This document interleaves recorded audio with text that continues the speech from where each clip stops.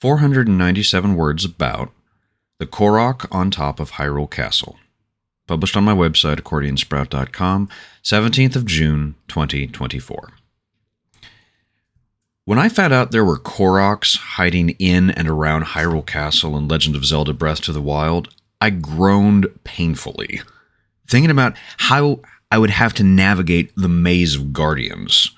When I found out that there was a Korok at the very top of the tallest tower of the castle, I began suffering an existential crisis and lit up a cigarette.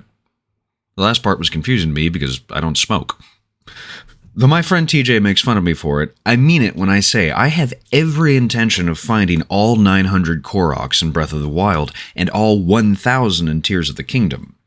When approaching any open-world video game these days, I find it becomes necessary to create a list of priorities. I can either focus exclusively on the main quest, I can prioritize side quests, I can explore random spaces, simply relishing in the discovery, I can fight enemies, or I can collect trinkets.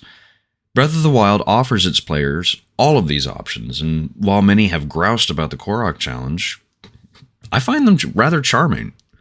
I played Legend of Zelda Wind Waker on my GameCube when it was released in 2003 and became obsessed with the Koroks, even trying to complete the side quest of helping them plant and grow Deku trees. The little sprites with the leaf masks were cute and iconic, and I loved them. Literally decades later in Breath of the Wild, when I encountered Hestu waiting by the side of the road and mourning the loss of his maracas, I was reminded of the Koroks and began the now famous quest of finding all 900 seeds. By the time I reached the top of Hyrule Castle, I was actually at number 489. I hadn't even found all of the Koroks in Hyrule Castle, but by then Tears of the Kingdom was on its way and I knew I was about to disappear into Hyrule all over again. I scaled the tower, stopping occasionally to refresh my stamina with some mushroom skewers. I spotted the flower petals, there was a pop, and then the familiar giggle. The sun was setting, and I rested there, on top of the world, staring at a sprite hovering in the air. The only sound was the wind and the gentle knocking of his umbrella. I had anticipated a sense of relief, anger, or frustration at this moment. Instead, Breath of the Wild surprised me with one of a number of quiet moments where any intellectual and emotional response would just merge into pure mindfulness. I became aware in the moment of where I was physically, how I felt emotionally, and how this moment, like all moments, would pass. This wasn't tragic or exciting, it just was. It was lovely existing and enjoying a beautiful moment. Few video games I've played have inspired such a unique moment, and even fewer have provided multiple comparable moments. Joshua Jammer Smith, 17th of June, 2024. Howdy, I'm Jammer. So, first off, thank you so much for listening. I tremendously appreciate it as always. Whoever you are, wherever you're listening, whoever is listening, you are awesome, and the fact that you've given me your time, I'm endlessly appreciative of it. So please, thank you for listening. Now, of course, the usual YouTube stuff. Please like, share, and subscribe, all that noise. It helps me just in terms of my own personal self-esteem. Yes, I am that ego, and I have that much of a fragile ego. I'm not too proud to admit. But it's also good because it gets me close to a fraction of a fraction of a fraction of being closer to the algorithm, whatever that is on YouTube these days. And, yeah, it also just helps this channel get more views. And then, of course, too, if you like what I'm doing with this channel, if you read my essay, accordionsprout.com, pretty regularly, and you like what I'm doing there, or if you follow me on, like, my art accounts and stuff, and you like my visual art, please, I have a Patreon. It's in the description, but it's also patreon.com/jammerdraws, and it has a $1 a tier month. That's it. There's no levels or hierarchies. It's literally just $1 a month. So if you got $1 this month you don't mind parting with, or $12 this year you don't mind parting with, I would tremendously appreciate it because I don't know about you, but groceries are expensive. Rent is expensive. I've got pets. They're expensive. Life is just expensive, yo. So if you got $1, hey, I'd appreciate it. Now, with all that boring stuff out of the way, let's talk about Koroks and Breath of the Wild real quick because Yeah, I am one of these strange people who sees 900 Korok seeds scattered across Hyrule in Breath of the Wild and then 1,000 in Tears of the Kingdom and thinks to himself, you know what? That sounds like fun. And I mean it. It is. It is honestly a lot of fun. I think as of this recording, I've had to take a break from Breath of the Wild because, man, there's just so many video games to play.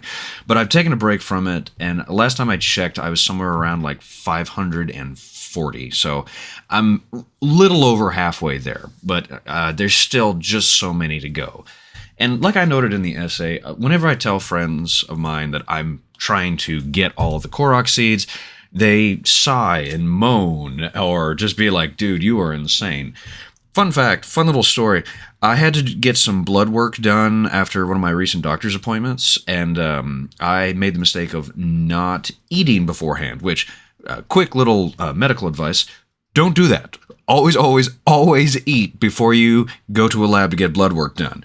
But the fun part was I was talking to the technician who was taking my sample, and we were talking about Breath of the Wild, and we started talking about the Korok seeds, and I was literally mid-sentence about how I was trying to find all of them, and I passed out. And when I woke up, I literally continued the conversation. So at some point it went, I mean, it's really not that hard. I've typically taken about 10 seeds. It helps break it down into a little bit. Why is everybody around me? Like, I'm not even making this up. There's literally 4 nurses around me, like, cooling me down, trying to get me to wake up. It was fun. But hopefully that is a testament to, again, what I mean with this, is in that when it comes to a lot of open world games these days, open world video games these days, trying to come up with priorities is important, because trying to sit down and do everything all at once, you're going to get nowhere fast. So typically with the Koroks, I typically will pull up an interactive map, because I'm not going to just wander around Hyrule and hope I get lucky. I mean, I only have so much time. I'll mark a bunch of locations on my map, and then I will find usually about 10 at a time. And I can kill about half an hour finding 10 Koroks, and then after that, I'll go off and play some main missions or do some side quests. And at first, it doesn't seem like I'm getting anywhere, but then all of a sudden, I'm at 500 out of 900 Koroks. Little actions like that, they really do build over time. And in terms of finding the Korok on Hyrule Castle, like I note, I wasn't trying to find any of the others in the castle because I recognized I was not interested or ready to fight that many guardians all at once. So I thought, you know what, let's at least get the most difficult Korok to find in the whole bloody game, which, also fun fact, there is also a Korok on top of Hyrule Castle in Tears of the Kingdom too, so at some point I'm going to have to go and find that little spud.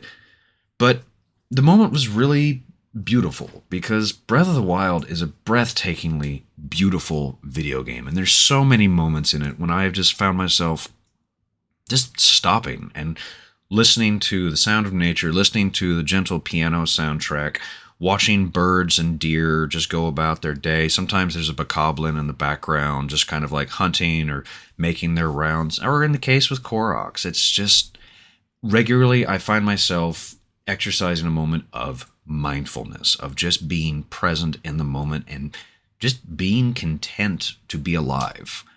And I can't even count on one hand the number of video games that have created a comparable moment like that for me. Like, Breath of the Wild and Tears of the Kingdom are two of the most incredibly powerful video games in terms of their sheer aesthetic design, and I will endlessly sing their praises, and I guarantee you I'm going to write a lot more about these games in the future. But for the time being, when approaching just the sheer enormity of Breath of the Wild, I thought it would be fun to write about just one small moment.